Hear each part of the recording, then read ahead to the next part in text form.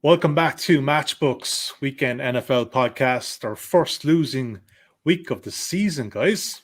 I suppose we kind of set it up last week. There was a lot of, back patting. There was patting on back. There was congratulations. Drew Dinsick was on a four-week hot streak. It was just always going to go that way. And Drew, to you first, mate. And your best bet, 49ers +6 at the Cardinals. Let's face it, we bet that again, really, wouldn't we? Yeah, I think that ultimately that was the correct side from just from the number standpoint. But even in a broader sense, it was tough watching it live, seeing them unable to convert some of those high leverage fourth downs. Yeah. And to make matters worse, I had the Browns money line, so on the other screen, the Chargers were converting every fourth down. And it was a tough afternoon, honestly, when you have the high leverage stuff going against you in multiple games. A younger version of me would have been on absolute tilt after the 4:00 games, and I would have emptied my bankroll on the Chiefs, and I would have had to reload every account on Monday morning. And so, it's not responsible gambling week yet, but it's important to, have some perspective on this stuff and not chase your losses and not let the emotional side of this get the better of you. And that's really where I found myself last Sunday, because there were some tough losses, and it kind of cascaded. Like the Packers over not getting there was tough to swallow. And then the Chiefs no show in the night game was sort of the coup de grace. Yeah, I played over 46.5 in play on the Packers and Bengals. It took about, got to 22-22. You think you're pretty safe. One field goal and they missed 5 in succession. Rob Pizzola, in opposition to that, your best bet was the Chiefs -3. And let's be honest about it, I think we'll all put our hands up here on the podcast last week. So you're slightly off the hook, but I know you would have backed the Chiefs team total. We were just wrong on the Bills. We were wrong on the Chiefs, wrong on the Bills. We got that one wrong. It happens. And Bills, they're pretty good right now. Yeah, they're a force. I mean, 100% absolute wrong side in that game. Do I regret it? No, I probably would still have made that bet again, just thinking that the Chiefs would eventually return to the form that we've seen, at least have some positive regression on defense. But they did nothing well in that game. And anytime the Bills had a shot downfield, they took it. Josh Allen made some huge throws. And the Chiefs offense just kind of looked like it was stuck in cement basically for a lot of that game, where it just seemed like yardage was so difficult to come by. They have this prolific passing offense, but they're still very insistent on running the ball, especially in second and long situations. That makes Mahomes have to work so much harder. So, it was definitely the wrong side. I do think that we'll probably see these teams play again down the road. I don't think it'll be as lopsided. And I'm not ready to just write the Chiefs off as for dead like a lot of people are this week in general. But certainly Buffalo played an amazing game last week. Got to do something with that Chiefs defense, though, one way or the other. I don't know what's going to give. Sommer, how was Tottenham Hotspur Stadium on Sunday afternoon? JETS. Tough loss. The experience was great. The loss wasn't so good. Great stadium, very nice crowd. Very electric throughout the game, even though the Jets were not hanging around for like 45 minutes or so. But overall, London is great. I really like the city, and I can only recommend traveling there for football. Yeah, terrific stadium that they have there at Tottenham Hotspur. The game this week, we're not going to cover it, though. Honestly, I don't even know if I'm going to watch that Dolphins-Jags game. What we've got coming up today, we've got Cardinals, Browns, Chargers, Ravens, Bills, Titans, Vikings versus Panthers, any other bets in week 6 best bets. Before we get into that, I just want to remind people of the very specific sign-up offer that we have for our NFL podcast. This is only for the NFL podcast. It's 20 quid free bet. Bet 20, get 20. When you're signing up, use the bonus code NFL20. That's just NFL20 when signing up, using the digits 20 when signing up, and you will be able to avail of that offer. Check out matchbook.com/promo/NFL20 for further details. All right, gentlemen. Cardinals, Browns. Good game. Do we ever think that the marquee game will be the Cardinals and Browns ever. Drew, start with you here first, but let's take a look at the betting as we have it at matchbook.com. Arizona on the money line, you can back at 2.3. The Browns at 1.7. Cardinals getting a 3-point start at 1.9. The Browns -3 at 2.0. 49.5 is the total, 1.95 either side. Drew, I know there's potential of some weather in Cleveland. There's a lot of rain forecast on Friday and Saturday, which may just slow down the surface for the Cardinals. You look at the Browns last week, running the ball are so damn good. You opposed the Cardinals last week, and I think you like the Browns again this week. Yeah, I mean, like this is the tough part about betting into this small sample size sport. I felt like the right result was still Browns were about equal with the Chargers. I felt like the right result was, the distance between the Niners and the Cardinals wasn't as great as the market was saying so. So I don't adjust any of those teams as we go into the next week, which means almost by definition, I'm going to have value on the Browns against the Chargers. And it's a matter of, sticking with your guns and, basically making the same play again and hoping for better luck this time. And ultimately, I found enough intangibles here to support the Browns again this week. I do think that there has been a small adjustment market wide in the Cardinals back down to earth a bit. They're not priced at the utmost top of their range like they were last week, but they are still priced like they're a top 5 team in the NFL, which I don't think is correct. I think they're more like in the 9-10 range. And ultimately, the Kyler Murray performance against the Niners was wildly unimpressive, especially through the air. And there's clearly something going on with him physically with his shoulder that I think is going to limit his passing. His ability to kind of really hit the Browns where it hurts, which is taking advantage of some of the injuries that they've suffered in the defensive backfield. And then on the flip side, if this is a wind game, if this is a slow surface, and by the way, it's trending to be a wind game, right now expecting about 18 miles an hour in the city of Cleveland, which tends to be a little exacerbated in that stadium, the way it's situated relative to the lake. This is probably going to be a mostly game that's decided on the ground. And in that instance, this is obviously, the Browns are the superior team. I expect that they have a pretty clear advantage in the trenches on both sides of the ball. And expecting them to get a bounce back after a really hard fought loss in LA over the weekend. This is not a huge edge by any stretch of the imagination. At 2.5, I had a relatively meaningful edge here. My fair price is Cleveland -3.5, so it's relatively narrow. But I do think Browns -3 is one of the only plays that stands out on the board currently.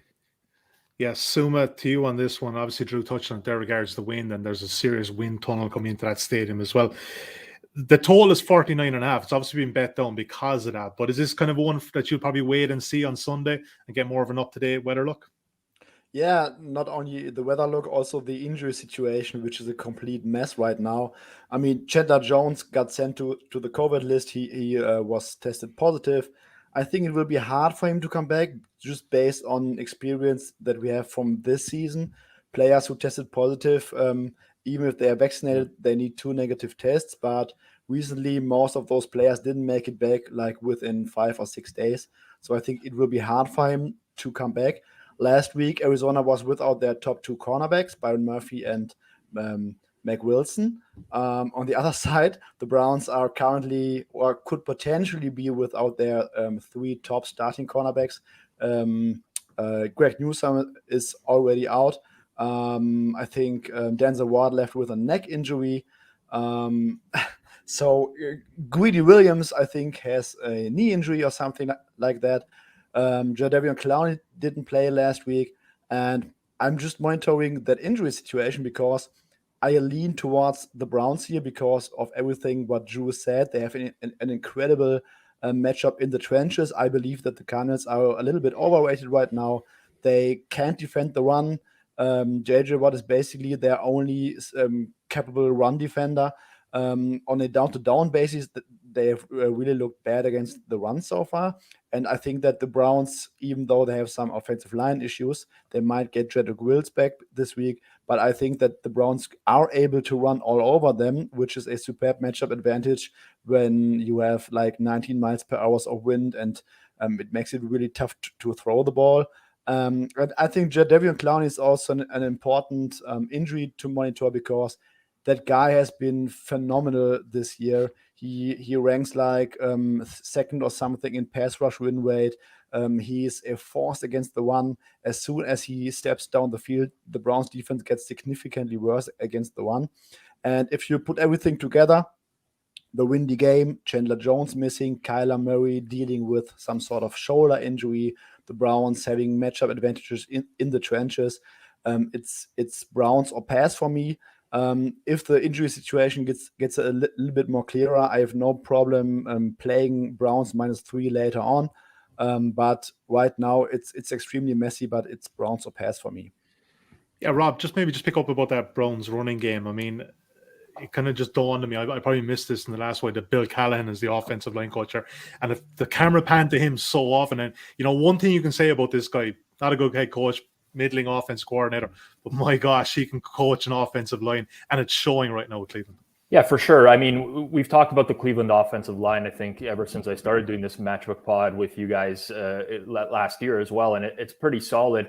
I think that the injuries at tackle, if they don't have Wills or Conklin in this game, will probably affect them in some capacity, but they can still run up the interior of that offensive line and probably have a lot of success against this Cardinals defense, which in my opinion, that front seven is not necessarily built to stop the run. So I really like that matchup advantage for Cleveland. I do agree with these guys. I mean, this is a very cloudy game in that there's just so much uncertainty right now for both teams. But I do think it's a situation where it's Browns or pass. This Kyler Murray shoulder injury reminds me a lot of last year, where he went through about a month of the season and the offense was just very limited. And we all kind of noticed that. So to me, this takes the Arizona Cardinals completely off the table. And if we were going to bet this game in the preseason this year, we would be getting Browns -5.5 as a true number. And it's been adjusted quite heavily because the Cardinals have played well, yes, but they're coming off of what was frankly a fluky win last week. They just had a lot of great fourth down stops in that game. Like San Fran moved the ball into Arizona territory quite frequently and just couldn't punch it in. So ultimately, I don't think there's a reason to upgrade Arizona off that win last week. I think it's more likely a downgrade. So it's Browns or nothing, but that cornerback situation with potentially their top three corners being down would be concerning. Maybe not so much in this game if it's a windy game, though. So I think that kind of works in their favor as well. Drew, jump back in.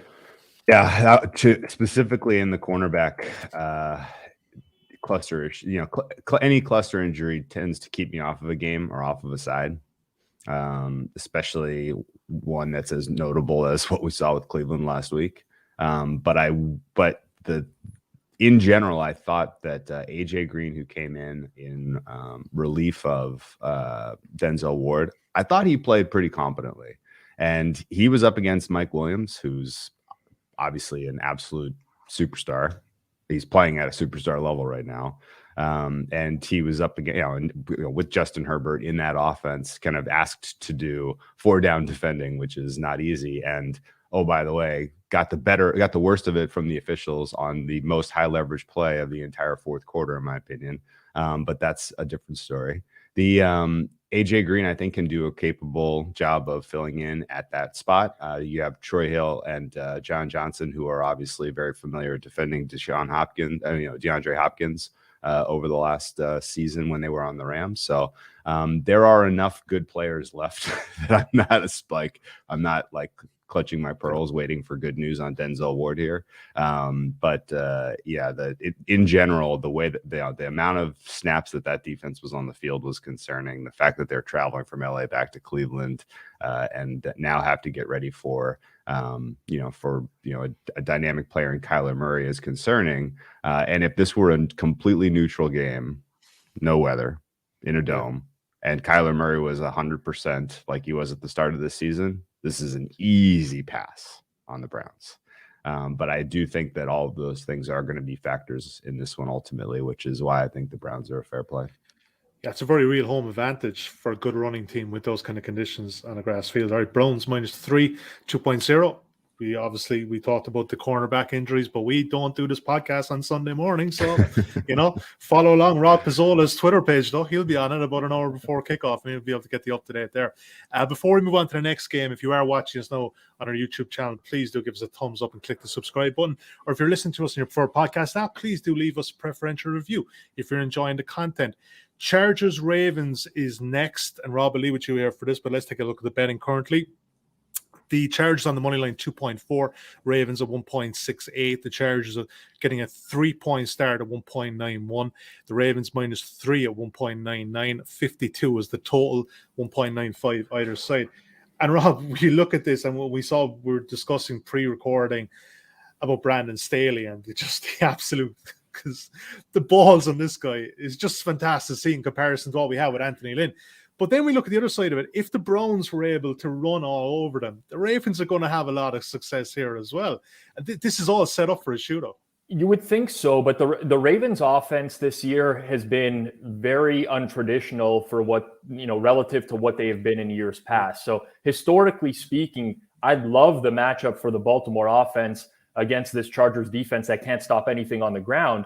But the Ravens are actually second last in the league in rushing EPA offensively this year.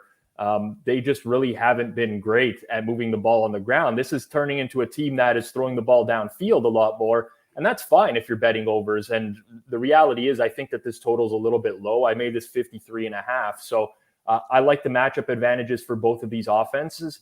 I like the pace that both of these offenses play at. The Chargers are 5th in pace in neutral game situations. The Ravens are 13th, so they're both well above average from that point of view. My only thing that concerns me going into this game is it feels like everything is going a little bit too perfectly for the Chargers right now. Like I absolutely love Brandon Staley and his willingness to go for it on 4th down and be super aggressive. But even on 3rd down, they're 11% over expected on 3rd down conversions this year. They're hitting 4th downs at an 88% clip. Even the red zone TD percentage, which we talked about, I think in week 3 or week 4, it was well below average. It's actually above average now. So I think there's some some negative regression due for the Chargers offense at some point, and this is a high total. It worries me that it could potentially come in this game. But ultimately, when you get a quarterback like Justin Herbert, you get Lamar Jackson, you got two teams that are throwing downfield that play at a pretty fast rate. I think that's a recipe for an over. Drew, you in agreement on this one? Yeah, this was the only early shot I took, and it was the over. Got it before it hit to the key number of 51. But I still think there, as with Rob, I'm at almost 54 here is what fair total would be. A lot of that is influenced by the decision making for both of these coaches. I doubt you see either coach play an especially conservative game plan here, considering the stakes. This would be a natural sell high point on the Chargers, but this is actually kind of a good matchup for them. I don't know how Baltimore's defense is expected to stop this passing attack right now, considering what they have dealt with at the injuries, to their defensive backfield, on top of the fact that they really only generate pressure with the blitz so far this season. And the Chargers offensive line has done well against the blitz in general. And even if they struggle against the blitz in this one, Justin Herbert's performance under pressure so far through his career has been among the best that we've ever seen in the NFL. And, as Rob mentioned, if this isn't like part of their DNA, ultimately there will be some regression for the way that Herbert plays under pressure on 3rd down, on 4th down, and we will see a whole bunch of unsuccessful 4th down attempts that may cost the Chargers. But whether you're trying to win games in this league, and you're trying to win games in a very competitive division, if you're Brandon Staley, and when you're down 14 points to the Browns, go for it in your own territory. Why not? Like, who cares if you win by who cares if you lose by 1 or by 21? Like, it really doesn't matter. You're not playing for consolation prize here. And so, it's cool to see what he's doing, because he's executing these 4th down, attempts in a way that I think a lot of the league is very, very, very slow to catch up to, which is to say he's going into 3rd down with the 4th down play in mind. They're executing it quickly. They're catching the defense a little bit unprepared for the fact that they're going for it. And all of that is helping them be more successful. So I do think it is repeatable in general. Ravens are exactly the type of team that's, jumping up and down and celebrating when they get a key stop on third down instead of getting lined up preparing for fourth down. So, I do think the Chargers can generally be successful offensively in this game. In fact, I don't really know how Baltimore is stopping them.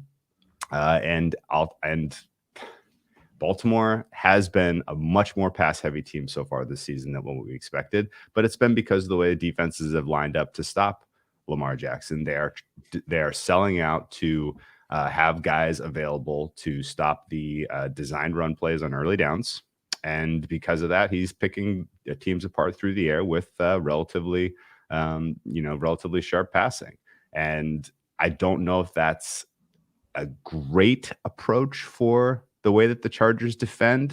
They are probably going to give him some looks that are a little bit, I'm expecting some misdirection defensively here from the Chargers because they have very, very, very skilled safeties and cornerbacks that they can do some innovative things with in terms of inviting Lamar Jackson to make mistakes in the passing game. And on the flip side, they're not going to generate much pressure on him. I wasn't impressed really with the pass rush for the Chargers against the Browns, and they had some advantage matchups going up against some backups in that game, and they still couldn't really get to Baker Mayfield. And so this does pretty much set up for, can Lamar Jackson be a pocket passer? And for those reasons, I think the Chargers are probably the right side. You've seen the market come in a decent amount on them already. They've moved them from 3.5 to 3. I doubt that continues to 2.5 because that's such an aggressive move considering we're just, nothing really happened injury wise that would push it that far, but it may, and the Chargers may ultimately be the right side here, but I haven't played a side, only the over. You were talking about Brandon Staley there. I was just thinking back to Herm Edwards' words. You play to win the game, and that's what he's doing. It's not that easy as a first-year head coach to do that. A lot of these guys, they get that job, and it's like, you're cautious, whatever else this guy's going for. Suma, what are you making of this one? You lean over as well. Yeah, I also lean over as well. To Rob's point about their fourth down and third down, let's say absurd conversion rate, I also think that it has to regress or slightly regress at some point in the future. But on the other side, I also think that we are dealing with a quarterback who might just be that pressure-proof guy. What I have found out over the years is that the good quarterbacks always tend to perform above average under pressure and perform well against the blitz. And Justin Herbert is showing everything of that. He is good under pressure, and he's like one of the top 8 guys against the blitz. He's absolutely shredding every blitz that you throw at him. And I mean, subjectively, when you watch the Chargers games, a guy like Sam Darnold or Derek Carr, they always flinch under pressure. But Justin Herbert doesn't flinch. He just stands and delivers. And I think that these kind of qualities are always a little bit more regression-proof and pressure-proof than for other quarterbacks. That being said, fourth down and third down regression, it has to come down at some point, but it might manifest in scoring 37 instead of 47 against the Browns, for example. The Ravens, I don't think that they have the defense to stop the Chargers fully. The Chargers are, as Rob said, much better on third and fourth down than they are on early downs. But I also don't think that the current state of the Ravens defense, they don't have the deep cornerback group to cover all those receivers. They have a linebacker in Patrick Queen who cannot cover at all. So I would expect them to throw a lot of short passes to Austin Eckler and feed some of their tight ends. In the quick game, maybe you can get Keenan Allen in some linebacker matchup sometimes. So I don't really think that the Ravens are capable of generating a lot of stops against the Chargers.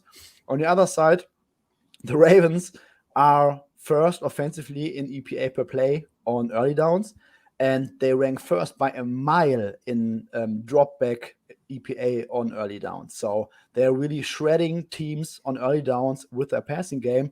They have been just super unlucky on third down, on those high leverage downs. And I think that also has to regress forward in the future. So I expect them to be a little bit better on third down. The Chargers defense, They have faced a really tough schedule so far with the Browns, with the Cowboys, with the Chiefs. They look like an average unit. I don't think that Brent Staley has all the star power at his disposal like he had with the Rams. I think they are a solid defense, but I also see a lot of path for success for this Ravens offense. They have some issues on their offensive line, but I think that is being negated by Lamar Jackson playing at an MVP level in the drop-back passing game. I mean, if he hits the two, or let's say if Hollywood Brown doesn't drop those 2 or 3 passes against Detroit, we are probably talking about Lamar Jackson being a legit MVP candidate right now. Rashad Bateman, their first-round rookie, I expect him to be back this week. He's practicing for the 3rd week, so I really think that both teams should have success offensively. Numbers-wise, I lean a little bit towards the Chargers. For me, it's hard to install a 3-point spread here, but I like the over a little bit more. Yeah, 52 seems a fair number at 1.95 currently at matchbook.com. Let's pencil that in. If you're watching and you want kind of a recap of these bets, check out insights.matchbook.com. About 3 or 4 hours post-recording each Wednesday. All the guys' selections will be up there. Monday Night Football in Nashville. Bills, Titans. Rob, I'll come to you first for this one, but let's take a look at the betting. Buffalo, you can back on the money line at 1.45. Tennessee at 3.15. The Bills are 5.5 point favorite in the main handicap line at 1.93. You can back the Titans at odds against their 2.01, getting a 5.5 point start, of course, and 54 is the total, and the same as the other one, 1.95 either side. Rob, the only thing I will say, I know that you kind of lead Titans there, right? But if the team total for the Bills is 29 or 30, as it currently would be at, like, I mean, I know that they've got a massive point differential, and we look at they haven't played that much, but can we really say that Tennessee's defense is better than any of these other ones? I don't know. Look, again, I'm probably leading my own opinion there, but give me your one on this game now. Well, here's what I'll start this by saying that after last week's game, I've upgraded Buffalo to number 1 in the league right now. So I think the Bills are the best team in the league.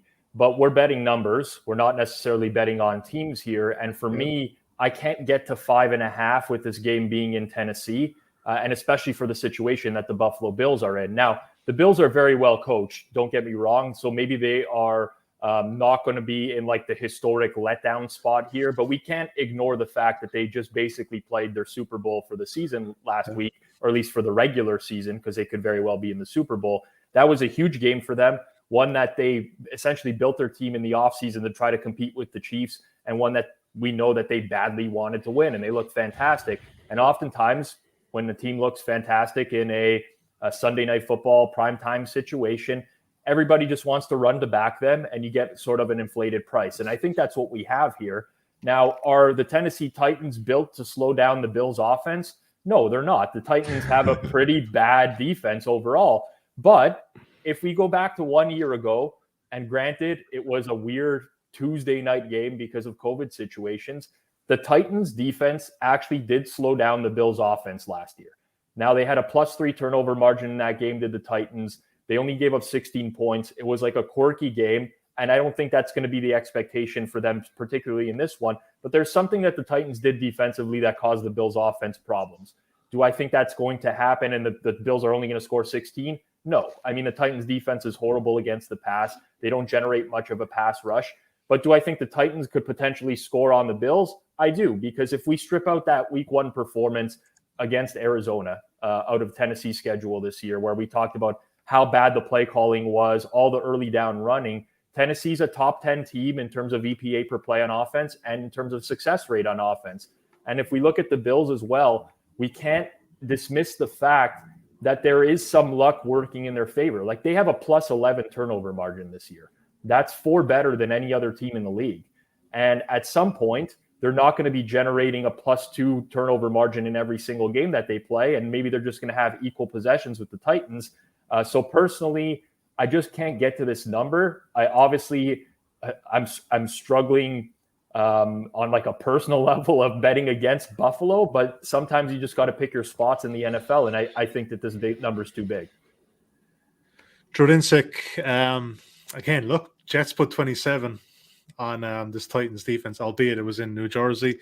What are you making of this one? Look, Rob does make a good point. It probably isn't the right number, 5.5. It probably is a bit too steep to be paying for it, but could you back anything but the Bills in this one?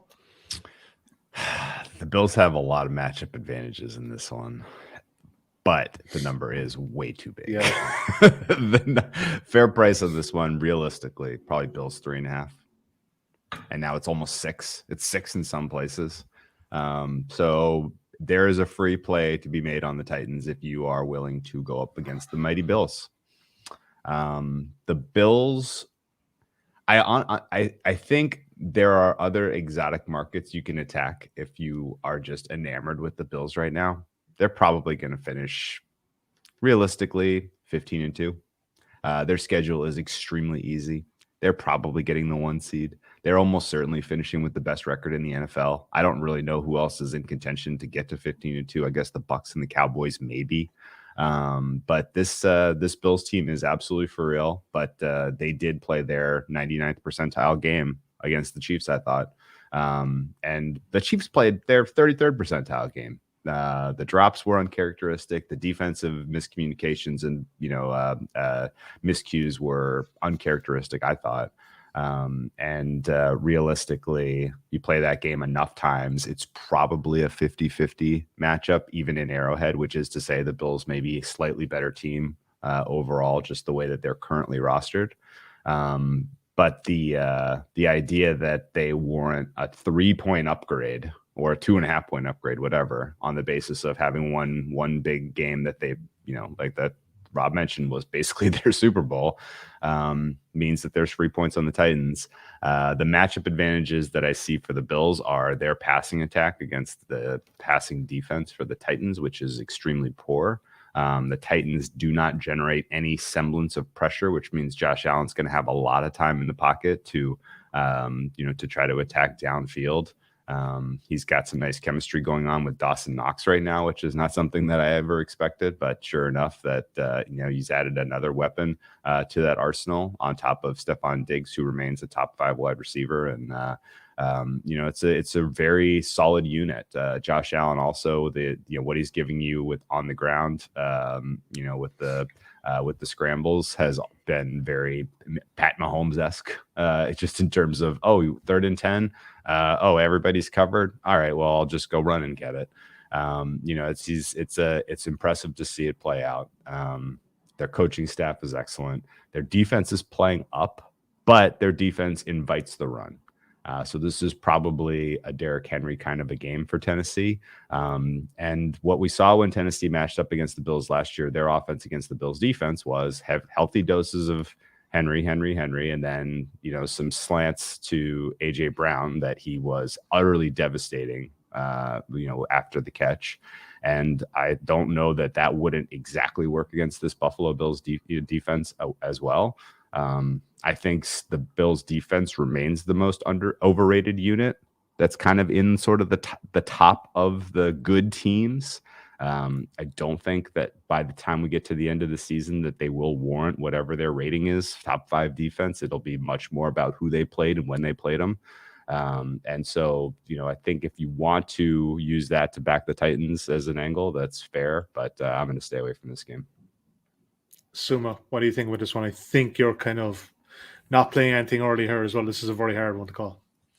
No, probably still monitoring the injury report. I think Julio Jones would help the Titans a lot because I don't really trust the Titans offense, to be honest. I mean, Ryan Tannehill is playing a very good season from a grading perspective, but they are not getting anything together production-wise. So on the one side, I don't think that Todd Downing comes anywhere close to what Arthur Smith did last year.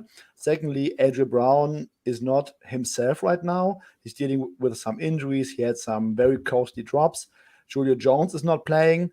Their tight end options are very limited and not on the Jonnu Smith kind of level from last year. And I think that their offensive line is not good at all. And they really struggle in pass protection. You saw it the last time against the Jets, where they had tremendous issues in pass protection.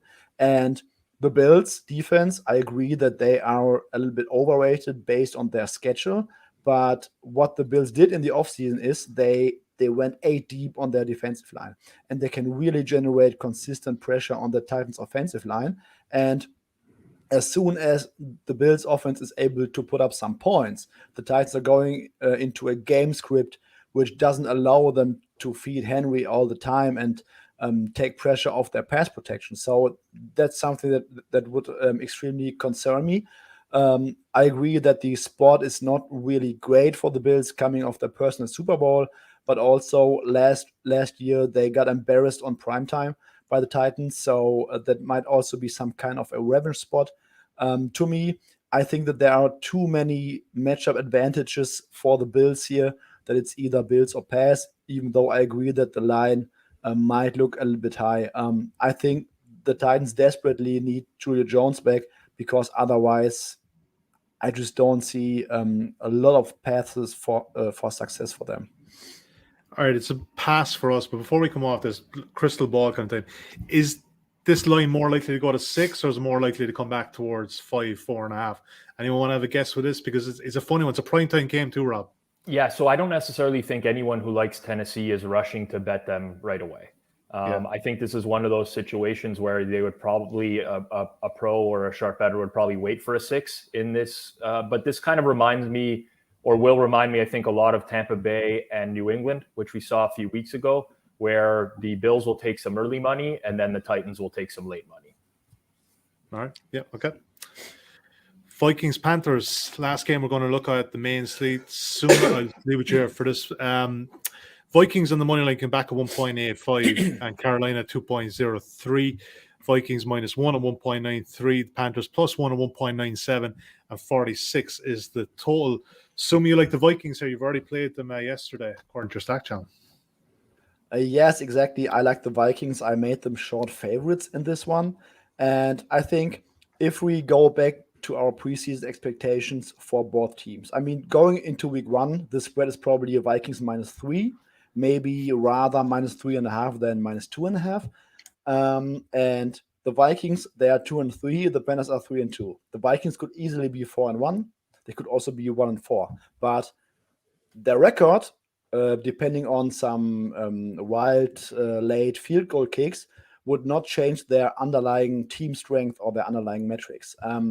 I think that the Vikings are overall a better team than the Panthers, and the Panthers are surely quietly fading away to that team that we thought about them going into the season. Sam Darnold, he had a solid start, but we are learning that it was tremendously carried by his supporting cast against bad teams. And if we just take a look at his passing grade from this season alone, I mean, everyone knows he would play a little bit better in Joe Brady's system with better weapons in the passing game. But his passing grade after 5 weeks is 66. And his passing grade in his Jets career was 60.4. So he's only marginally better than he was with the Jets. And the past 2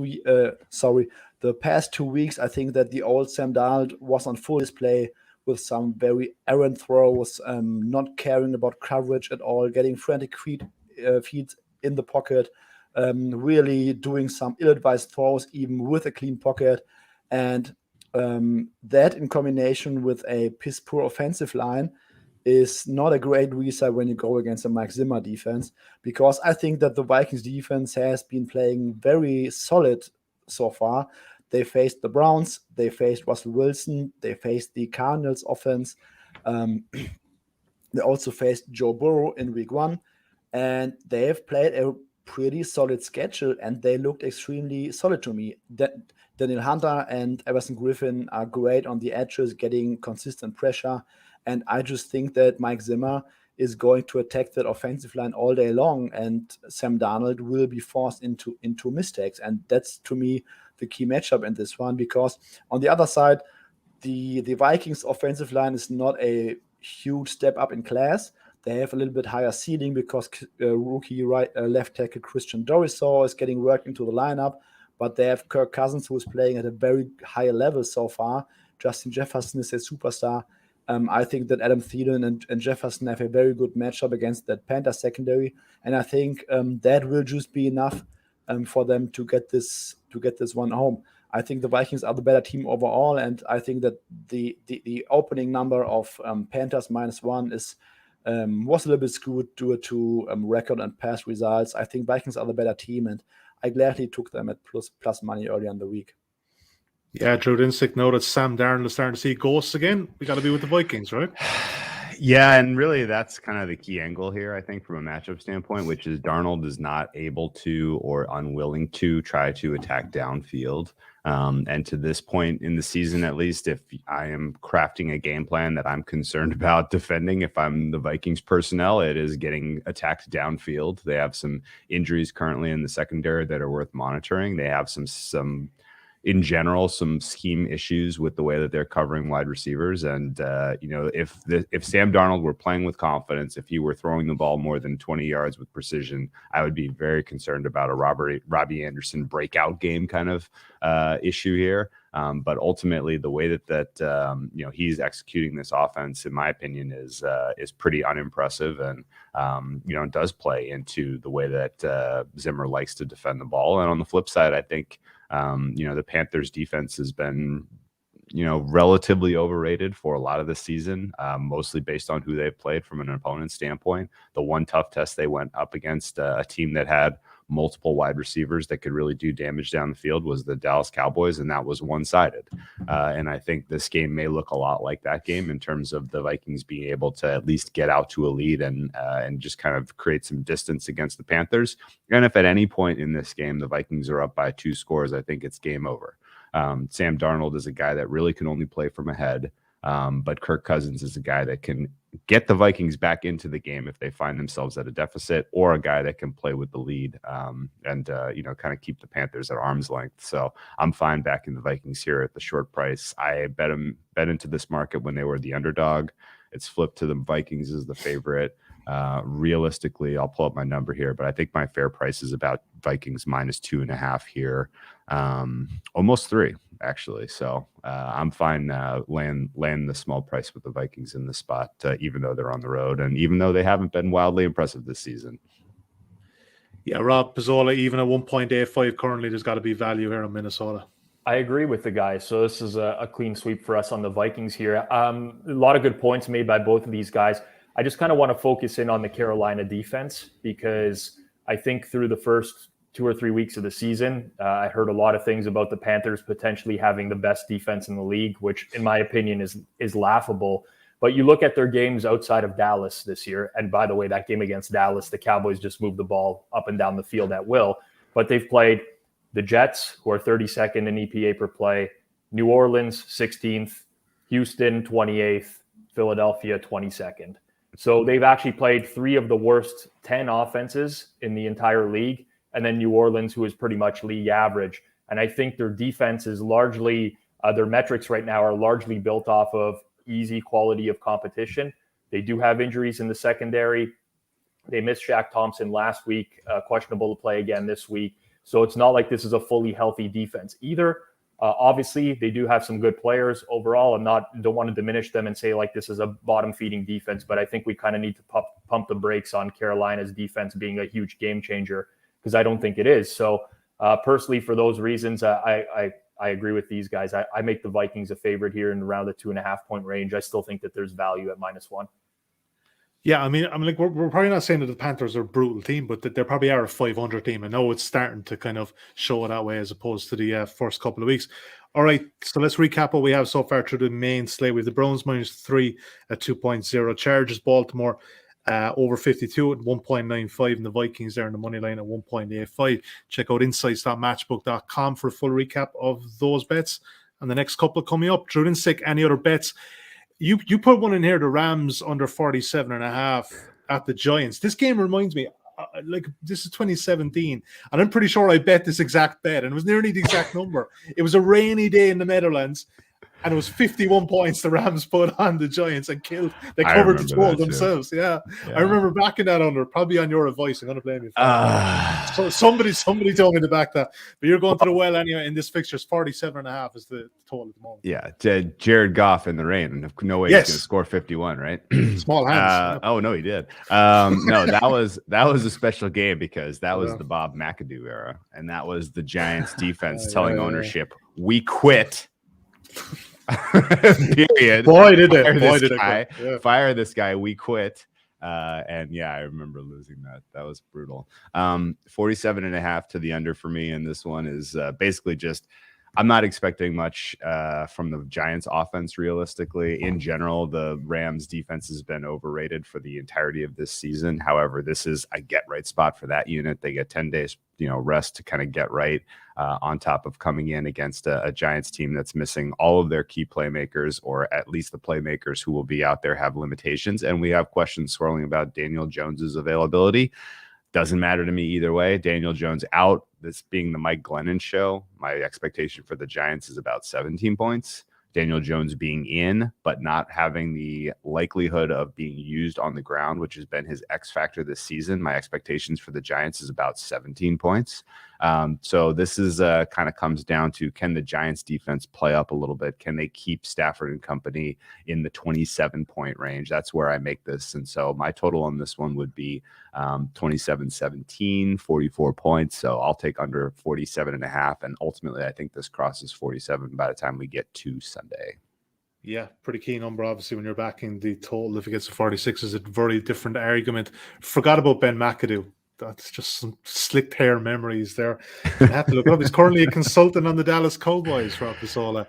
To you, Rob, Texans getting 9.5 at the Colts. They were plucky last week. They were unlucky. They were. I mean, this is more so a fate of the Colts than anything. I think people are kind of jumping on the Indy bandwagon now that they've beaten the Dolphins and they looked, competent against the Ravens. But those are very different situations. When you're getting 7.5 points and you're an underdog to Miami, and now all of a sudden you're laying 9.5 points against this Texans team. And the big thing for me is I look at the Colts metrics this year. They're 23rd in success rate on offense so far this season. They have not played a single defense that is better than 18th in EPA per play on defense. So 23rd in success rate against a very, very bad schedule of opposing defenses. Now they're coming off this very tough loss in prime time, like very difficult to kind of get motivated or get up for a game after blowing a huge lead like that. Their defense got torched. They have injuries in the secondary because Rock Ya-Sin was already out and Xavier Rhodes got hurt in that game. They have an O-line dealing with Quentin Nelson on IR, Braden Smith injured as well. So there's just so many reasons for me that I cannot get to this number. And it's ugly because, yes, Houston always has the capability of putting in an absolute stinker of performance, but this is just like, who are the Colts to be laying this type of price? So I'm going to take the Texans. Agreed. And hopefully we get the Davis Mills that showed up last week as opposed to Davis Mills in Buffalo. But it's hard to get away from that number. It's a lot of points for a bad team to be laying, albeit they're at home. All right, Suma, what's your best bet for week 6, bud? What are you looking at? I'm going with the Vikings. Complete Sam Darnold fate. I just think they are just clearly the better team to me, and I'm trusting in them getting this one home for us. All right, trusting Kirk Cousins. Look, he's been good this year. I think that they kind of got a bad game all the way last week, and they got away with it. But sometimes you need that. Drew Dinsick, your top selection for week 6. Yes, week 6 is tricky to come up with a top selection. I'll go with the Packers at the short price of -4.5. I think this should be a touchdown game. The Bears defense has played some pretty uninspiring quarterbacks so far this season, which I think is masking the fact that they can be absolutely exposed. And if there's anything Aaron Rodgers likes to do, it's expose bad defenses. So realistically, though, this is there are multiple layers to why the Packers are better side here. Justin Fields dealing with an injury, likelihood that they run a relatively conservative offense out there is high. The fact that, a lot of people were betting against the Packers in the last couple of weeks based on some of the injuries to their D-line and their inability to, or at least just the lack of names in guys that they have out there on defense. But Joe Brady, I think, is doing a really nice job of kind of working with the pieces that he has. And getting his guys to execute some relatively decent defense. I mean, if you rewind that, just the bad beat aside, if you rewind the Cincinnati tape and you look at sort of that matchup, Cincinnati should have had a lot more than 22 points in that game. But the Packers had some huge high leverage takeaways, some huge high leverage stops in that one. One miscommunication cost them 7 points late in the first half, but otherwise I thought it was a pretty clean game from the Packers defense. If they roll that exact same level of play out against the Bears, they can keep the Bears relatively low here. And so we just really need Aaron Rodgers to get this team into the mid to high 20s, which I think he does more than 50% of the time. And they can cover this 4.5. Packers -4.5, currently available 1.93 at matchbook.com. Rob Pizzola, one of the best bets, the highest volume bets so far early in the week at matchbook.com has been your beloved Dallas Cowboys. You're going against the grain of the Patriots. I am going with the Patriots. Obviously, this is going to be very difficult for a lot of people to pull the trigger on this game with what we've seen out of Dallas's offense lately, right? But we have to put this into perspective. This is 3 straight home games that they've played against the Eagles, Panthers, and Giants, who we would have considered to be very bad teams coming into the year. The Giants decimated by injuries last week. The last time we saw the Cowboys on the road was back in week 2. They only scored 20 points against the Chargers defense. So I think this is a very different perspective we have to take on this game. That's not to say that New England is going to completely shut down Dallas, but I don't think the Cowboys are going to have this prolific offense this week. And then you look at last week, the Pats play a close game against the Texans. A lot of people are going to remember that. They're probably not going to remember that they were without 4 of their starting 5 offensive linemen for that game, which is a huge blow for any team in the league. They're 2 weeks removed from taking the Bucs right down to the wire at home in what was a very winnable game.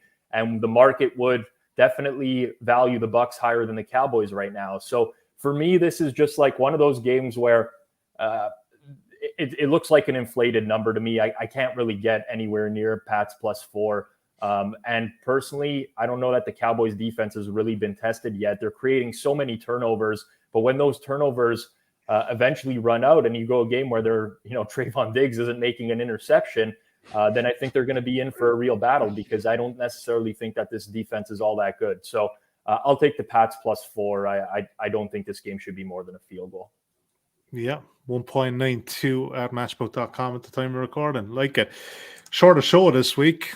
Less bets, but that's okay because look, we had a losing week last week, and let's just take stocks a long way through. We're only a third of the season, way through the regular season, so that'll kind of tell you.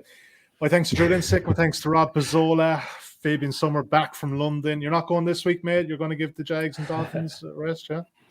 Not really interested. Go ahead, Drew. I was gonna say, if we want to get to an hour, I can complain more about last week's bad beats. I got 9 minutes. I mean, easy. No. It's a shame Suma's passing up the opportunity of seeing Urban Meyer's last game as a head coach. Oh yes, that's a great point. He's gonna go partying in London. Speaking of bad beats, how about Urban Meyer, first coach fired 50-1, up in smoke thanks to John Gruden. But so how is that graded? Because was John Gruden fired?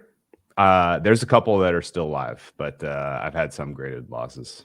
Because I still have a Mike Tomlin first coach fired. It's not going to happen. I mean, it's still done, live, but it's still there. So yeah. Hopefully Urban Meyer resigns too. Actually, no, not for your sake. Sorry, Drew. I'm not rooting against your bet. Yeah, I was thinking about my bet, but for you, hopefully he gets fired. Leave him back, Shaw. Yeah. Like he probably will just find some bars in Leicester Square, some pretty good ones there. Download a couple of apps, and he'll be fine. He'll be absolutely fine. All right, but Suma, just before we go, the NFL come to Germany. Oh yes. Preferred place: Dusseldorf, Frankfurt, or Munich. Munich's great city. Munich during Oktoberfest, I think, would be absolutely nuts. I would still prefer Düsseldorf because it's like 1 hour away from my place. That would be easier. But Munich during Oktoberfest, I think that would be crazy. Yeah, I think that's one I think we could all get involved in a major way. All right, guys, we're back again next Wednesday. As I said, if you're enjoying our content, please leave us a preferential review. Click the thumbs up and the subscribe button on YouTube, and we will see you next Wednesday. Best of luck with your Week 6 bets.